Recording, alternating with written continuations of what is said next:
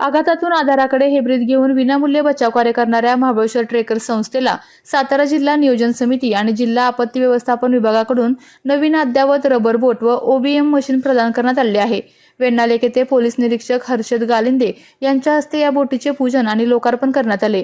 पूर परिस्थिती आणि आपत्कालीन काळात नागरिकांचे प्राण वाचवण्यासाठी आणि तातडीने मदत पोहोचवण्यासाठी ही बोट अत्यंत उपयुक्त ठरणार असून लोकार्पणानंतर ट्रेकर्सच्या टीमने वेण्णा तलावात 2 तास सराव करत यशस्वी प्रात्यक्षिके सादर केली।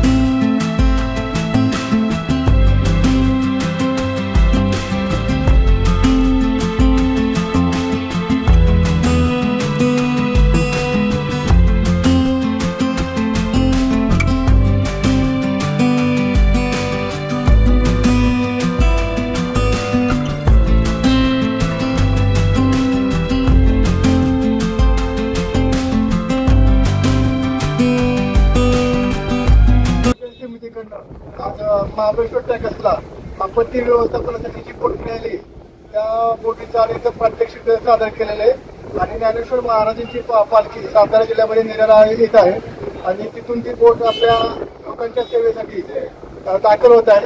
तर महाराष्ट्र ट्रॅकर्स जिल्हा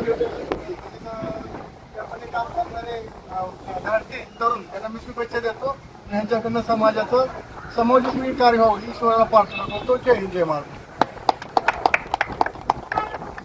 आपल्या तालुक्यातील जिल्ह्यातील बातम्या सर्वप्रथम पाहण्यासाठी आजच सातारा न्यूजला YouTube चॅनलवर सबस्क्राईब करा, लाईक करा, शेअर करा आणि बेल आयकॉन प्रेस करायला विसरू नका।